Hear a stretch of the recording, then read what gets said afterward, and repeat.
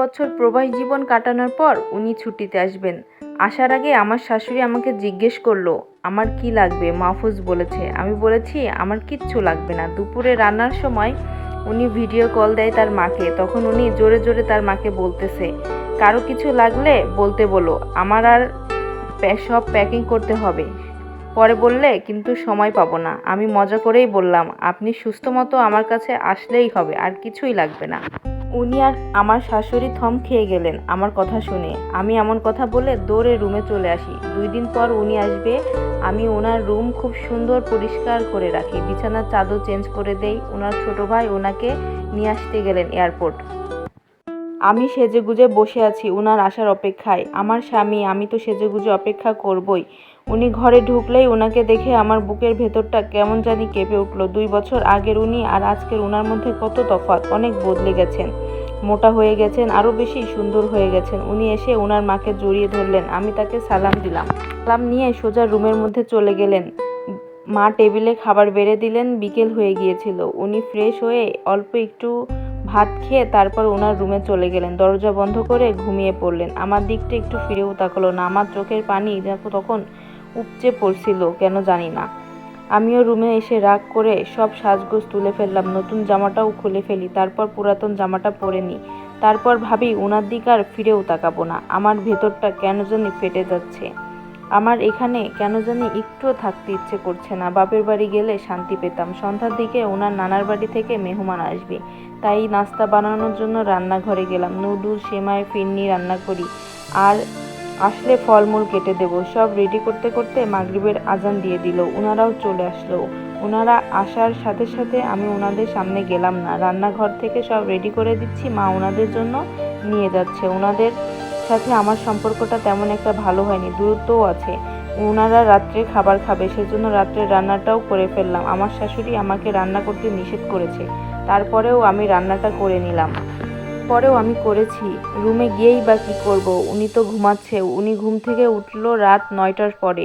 9টার সময় উঠে সবার সঙ্গে দেখা করলেন, কুশল বিনিময় করলেন, তারপর সবার সঙ্গে হালকা নাস্তা করলেন। আর আমি ওনার সামনে দাঁড়িয়ে আছি, উনি তাকালেনও না। রাত 11টার সময় সবাইকে খাবার দিলাম। আমার খালা শাশুড়ি আর মামি শাশুড়ি সব খাবার নিয়ে যাচ্ছে, আমি জাস্ট বেড়ে বেড়ে দিচ্ছিলাম। আমি কারো সামনেই যাচ্ছি না। আমার আর রাতের ভাত খেতে মন চাচ্ছিল না। তারপর সবার সামনে বললাম আমি খেয়েছি। আমার রান্নাঘরের কাজ গুছিয়ে আমি আমার ঘরে ঢুকলাম। আর উনি খাওয়া দাওয়া শেষ করে উনি ওনার রুমে চলে গেল কি এনেছে না এনেছে দেখানোর জন্য। ব্যাগপত্র দেখানোর আগে আমাকে একটু ডাকলোও না। ডাকলে অবশ্য আমি যেতাম না। মনকে বোঝালাম, উনি তো আসলে তোমার কেউ না, কিসের আশা করছো তুমি ওনার থেকে, যে আজ 2 বছর আগে তোমাকে বিয়ে করে রেখে গেছে। তোমার সঙ্গে একটা বছরও ভালো মতো কথা বলেনি, বউয়ের অধিকার দেয়নি, শুধুমাত্র দয়া করে তোমাকে এ বাড়িতে থাকতে দিয়েছে। উনি আসবে বলে গতকাল রাতে আমি মাঝরাত পর্যন্ত ঘুমাইনি। আজকে কেন জানি চোখ জুড়িয়ে আসতেছে। ঘুমটা চলে আসলো, আলহামদুলিল্লাহ। শান্তির ঘুম ঘুমালাম।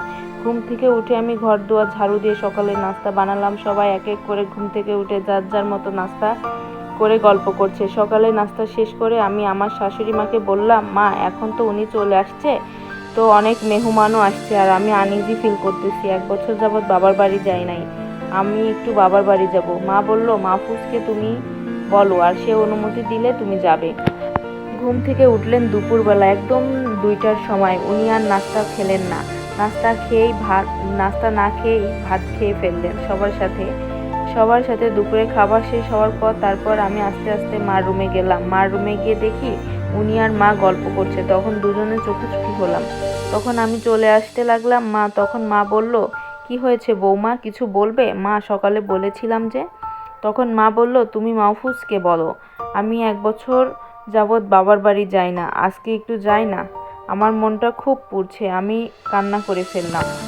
তখন উনি বিছানায় উঠে বসলেন, আমার হাতটা ধরে পাশে বসালেন। আমি যেন কান্নায় আরও ভেঙে পড়ছিলাম। আমার কান্নার জন্য একদম কথা বলতে পারছিলাম না, চিৎকার করে বলতে পারছি না। এত অবহেলা যখন করবেন তাহলে আমাকে বিয়ে কেন করেছিলেন? উনি আমার দিকে তাকিয়ে ফেললেন, বললেন, যেতে হবে না। এবার জোরে জোরে কেঁদে দিয়ে বললাম, একটু যাই না। উনি আমার কথা শুনে আমার দিকে অনেকক্ষণ তাকিয়ে বললেন, তারপর আচ্ছা, চোখের পানি মুছে দিয়ে বললেন, আচ্ছা যাও। কালকে সকালেই চলে এসো। তারপর ওনার মাকে বললেন, আমি যা যা এনেছি সেখান থেকে অল্প অল্প করে তার পরিবারে বাবা মার জন্য কিছু দিও। আমি একদিন না অনেক দিন থাকার প্রস্তুতি নিলাম, একসাথে অনেকগুলো জামা কাপড় নিলাম। তারপর ওনার ছোট ভাই আমাকে একটা গাড়ি ডেকে দেয়। আমি একটু পরেই চলে আসলাম বাবার বাড়ি। বাবার বাড়ি এসে মা ভাবিকে জড়িয়ে ধরলাম। তখন আমার সব দুঃখ শেষ হয়ে গেল। খাওয়া দাওয়া শেষ করে আমার স্বামীর কথা আমার বারবার মনে পড়ছে। উনি কি আমার কথা মনে করছেন, না আমাকে ভুলে গেল? আমার কি আশাটা ঠিক হলো এমন মনে হচ্ছিল আমার। তারপর এটাও মনে হচ্ছিল আমি তো ওনার কেউ না। আমি যদি ওনার কিছু হতাম তাহলে আমাকে আগলে রাখতে পারতেন। আপনাদেরকে বলাই হয়নি, উনি যে মাহফুজ উনি আমার দ্বিতীয় স্বামী। ওনার ছোট ভাইয়ের সঙ্গে আমার বিয়ে হয়েছিল। উনি তখন বিদেশ ছিলেন। তার ছোট ভাই হঠাৎ করেই মারা যান। আমি বিধবা হব, বয়স কম ছিল, বয়স মাত্র 22 বছর আমার। তখন আমার শাশুড়ি দয়া করে আমাকে তার সঙ্গে বিয়েটা দিয়ে দেন। বিয়েতে তেমন একটা রাজি ছিলেন না, দয়া করে আমাকে বিয়ে করেছিলেন। জন্য এত অবহেলা, এত অবজ্ঞা। পর হঠাৎ করেই মনে হলো কেউ যেন আমাকে জড়িয়ে ধরেছে। এত কি আমার স্বামী মাহফুজ, এমন বউ যদি পাশে না থাকে তাহলে কি রাতে ঘুম হয়? আমি একদম অশ্রুসিক্ত গলায় ওনাকে বললাম, আমি যাব না। আপনি কেন এসেছেন? আমি আপনার সঙ্গে থাকবো না। তারপর উনি আমার দিকে অভিমানের চোখে তাকিয়ে বললেন, পর উনি পিঠের দিকে জড়িয়ে ধরে আমাকে কাছে টানতে চায়। তারপর আমি ওনাকে বললাম, এভাবে আমি বাপের বাড়িতে আমি স্বামীর অধিকারে চাই না। আমি শ্বশুর বাড়িতে আমার স্বামীর ঘরে আমার স্বামীর বুকে মাথা রেখে ঘুমাতে চাই। আমি আমার স্বামীকে ওইভাবে কাছে পেতে চাই না, ওইভাবে আমি আমার পরিপূর্ণতা হতে চাই না। তারপর মাহফুজ বলল, তুমি রেডি হও, আমি এক্ষুনি তোমাকে নিয়ে চলে যাব। উনি আমার মাকে ডাকলেন, কে বললেন, মা আপনি ওনার ব্যাগ সব গুছিয়ে দিন, এখনই আমরা বের হব। তারপর আমার মা হাসি মুখে বললেন, এখনই বের হবা? তারপর আমি আমার স্বামীর হাত ধরে রাস্তা দিয়ে হাঁটছিলাম। নিস্তব্ধ রজনী, এই প্রথম আমি আমার স্বামীর হাত ধরে হাঁটছি। কি অনুভূতি আমি কাউকে বোঝাতে পারবো না। আল্লাহ প্রত্যেকটি মেয়ের জীবন এমন পরিপূর্ণতা দিক, আলহামদুলিল্লাহ।